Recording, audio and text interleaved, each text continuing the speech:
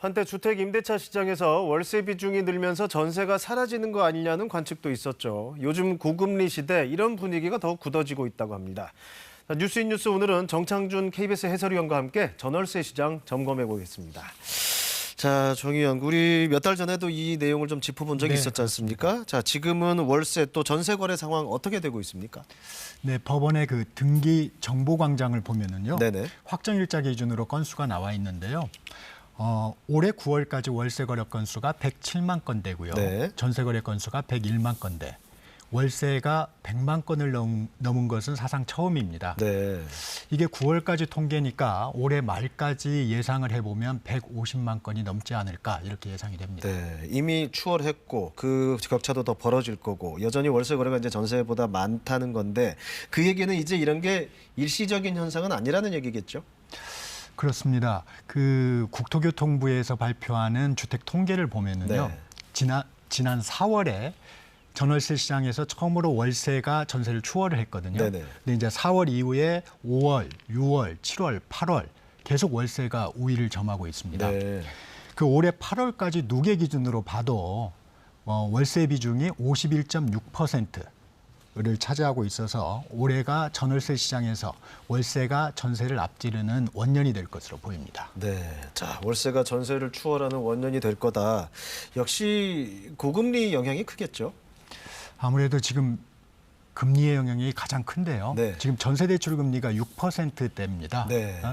근데 이제 전세를 월세로 전환할 때의 비율인 전월세 전환율이 서울 아파트의 경우 한 3, 4%대거든요. 네. 아무래도 이제 월세가 더 유리한 상황이 되니까 임차인들이 월세를 선호하고 있고 또 최근에 그 반전세라고 하죠. 네네. 그러니까 이제 전세금의 일부를 월세로 전환하는 보증부 월세가 급격하게 늘고 있는 것도 월세 거래 건수가 늘어나는 주요 원인입니다. 네.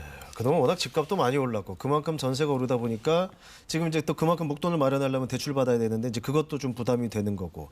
자, 이제 요즘은 또 집값 하락세에 또 있지 않습니까? 또 말씀하신 것처럼 전세 수요가 좀 줄고 있다면 전세값도 좀 떨어졌을 것 같은데 어떻습니까? 전세가는 지난해까지 상승세를 이루다가 올해 들어서면서 하락 추세를 지금 보이고 있습니다. 네. 준비된 그래픽 화면을 보시면요. 네. 지난 1년간의 흐름을 보실 수 있는데 지난해 9월에 3억 1,400만 원 수준이었다가 지난해 12월에 3억 1,900만 원대로 정점을 찍었다가 네. 지난달에는 3억 1,100만 원대로 하락을 했습니다. 네. 이렇게 전세가 떨어지는 이유는 이제 금리 요인하고 또 이제 수급 요인도 있는데요. 그렇죠. 최근에 이제 거래 절벽 현상이 일어나고 있지 않습니까? 그래서 이제 매매 거래가 거의 이루어지지 않다 보니까 이 매도 물량이 일부 이제 또 전세로 풀리고 있어요. 기존 전세 물량에 이런 물량까지도 더해지다 보니까 전세 물건이 쌓이고 가격이 네. 떨어지고 있는 겁니다. 네. 하지만 지난 2, 3년간 전세값이 급등했지 않습니까? 네. 그래서 지금 하향 추세라고 하더라도 여전히 전세가는 높은 수준에 머물고 있습니다. 자, 임차인 입장에서도 최근에 이제 대출 이자보다 월세가 좀 낮다고 하지만 네. 특히 서민들 입장에서는 이 월세도 부담이 클 수밖에 없잖아요. 월세가 계속 오르고 있습니다. 네. 말씀하신 대로. 이것도 준비된 그래픽 화면을 보면서 설명을 드리겠습니다.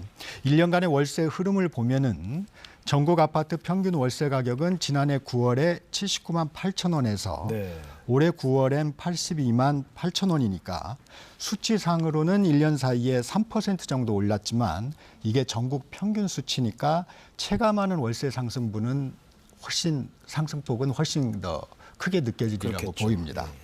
특히 이제 집주인들도 집을 살 때 대출을 얻어서 보통 사잖아요.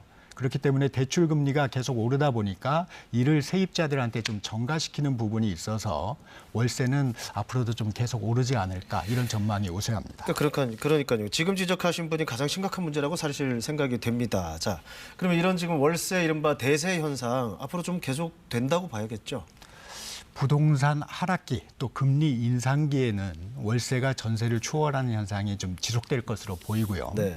그 금리 요인 외에도 그 전세 거래가 늘려면은 그 전세를 끼고 집을 사는 갭 투자가 늘어야 됩니다. 네. 근데 이제 갭 투자라는 것이 집값 상승 기대가 있을 때 이루어지는 거거든요. 네. 지금 같은 경우는 거의 이루어지지 않기 때문에 이런 현상이 좀 지속되지 않을까 싶은데요. 하지만 집값이 조정을 거치고 다시 상승 추세로 전환하면 전세가 다시 각광을 받을 것이다. 이런 말도 있고 네. 금리가 지금 대출 금리가 오르면 뒤따라서 전월세 전환율도 따라서 오르고 있거든요. 네. 그래서 이 격차가 만약에 거의 없어진다고 하면 전세가 다시 선호되는 상황이 빚어질 수도 있다. 이런 분석도 나오고 있습니다. 자, 네, 알겠습니다. 오늘 뉴스인 뉴스 정창준 해설위원과 함께 주택 전월세 시장 정리해봤습니다.